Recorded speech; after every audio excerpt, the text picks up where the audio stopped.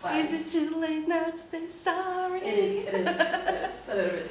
Jéssica ainda está de férias. Esse é o mês da visibilidade lésbica e hoje é o dia da visibilidade lésbica. E vários canais fizeram uma playlist falando sobre o assunto. Se você chegou aqui no canal pelo canal Viaja Bi, então já aproveita e se inscreve, ativa o sininho, faz todas essas coisas que a gente pede sempre para você acompanhar os nossos próximos conteúdos. E aqui no card a gente vai colocar o link para a playlist de todos os outros vídeos. São vários, são 19 canais diferentes que estão participando disso. Então você pode sentar numa tarde aí e assistir tudo.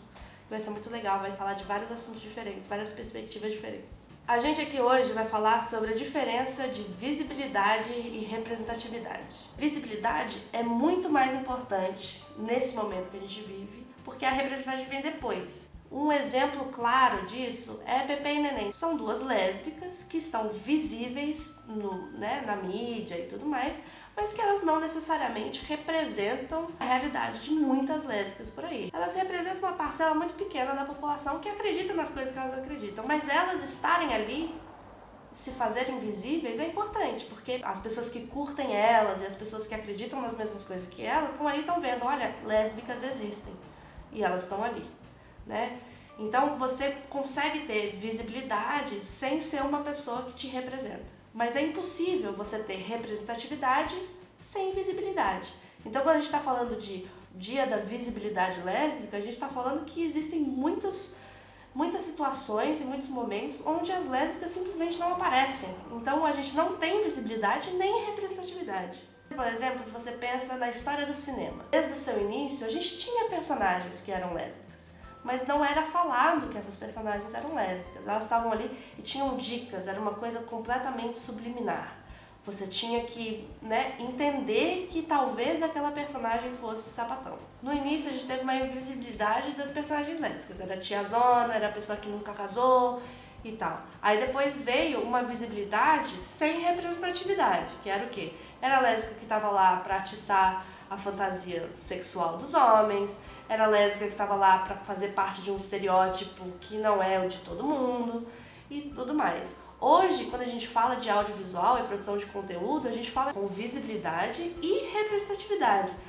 Pra gente não adianta mais você simplesmente colocar um casalzinho heteronormativo de duas mulheres numa novela e achar que isso daí vai representar a galera, que a gente vai se satisfazer com isso, porque a gente já cansou de ver isso.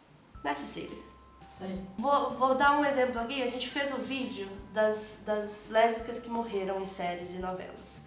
Uma dessas lésbicas, que foi a primeira lésbica que eu, na minha pesquisa, foi a Cecília. A Cecília morreu, né? Mas na novela, nunca falaram que Cecília era lésbica.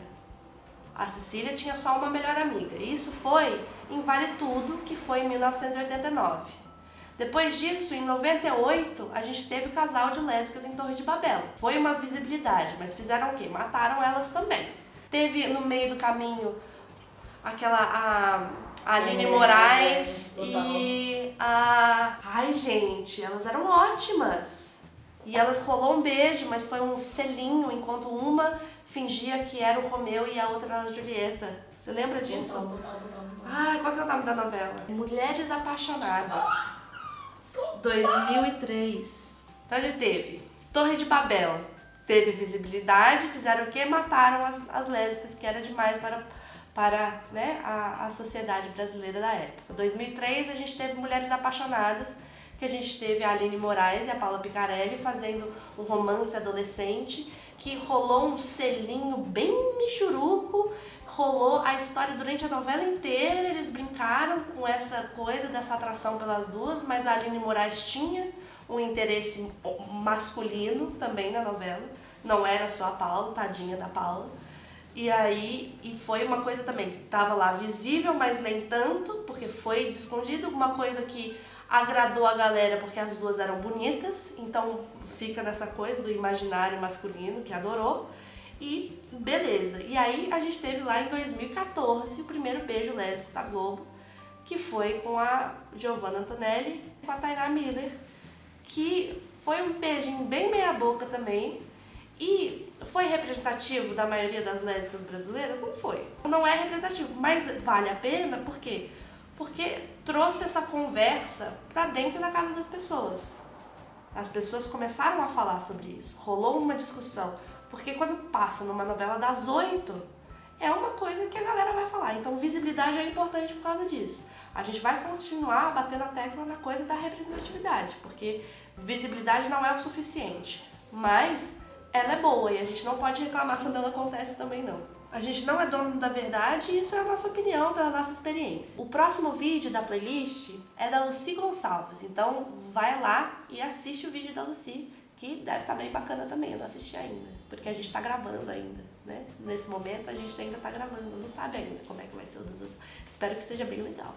Se vocês tiverem diferentes posições sobre visibilidade e representatividade, coloca aqui nos comentários, a gente vai discutindo, quem sabe no futuro a gente faz outro vídeo falando sobre essas novas coisas, essas novas discussões, porque a gente gosta de discutir mesmo. E é isso, se inscreve no canal das Bi, assiste todos os nossos vídeos aí, segue a gente nas redes sociais, segue a Cecília nas redes sociais, ela é ótima, ela posta fotos de cachorros. Um beijo. Rodrigo Paulo. O quê? Se fosse foto de cachorro. Você posta muita foto de Com cachorro. certeza.